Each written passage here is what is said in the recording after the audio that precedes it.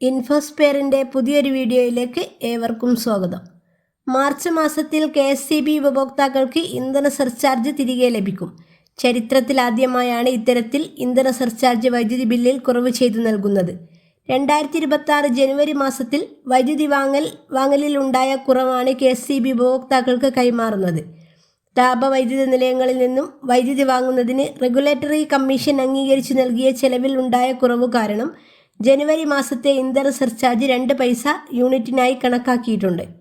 March മാസത്തെ ബില്ലിൽ KSEBയുടെ പ്രതിമാസ ബില്ലിംഗ് ഉപഭോക്താക്കൾക്ക് യൂണിറ്റിന് 2 പൈസയും ദ്വൈമാസ ഉപഭോക്താക്കൾക്ക് യൂണിറ്റിന് 1 പൈസയുടെയും കുറവ് ലഭിക്കുമെന്ന് KSEB അറിയിച്ചു.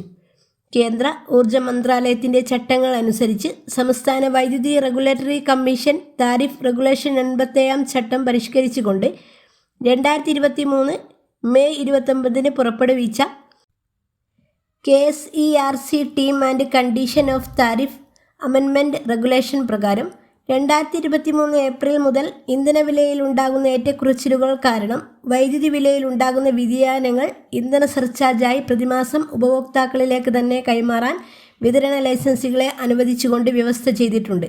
ഇതുപ്രകാരമാണ് ഇന്ധന സർചാർജ് സ്വീകരിച്ചു വരുന്നത്. അടുത്ത അറിയിപ്പ്: രാജ്യത്ത് വാണിജ്യ ആവശ്യങ്ങൾക്കുള്ള പാചകവാതകത്തിൻ്റെ വില വർദ്ധിപ്പിച്ച് എണ്ണ കമ്പനികൾ.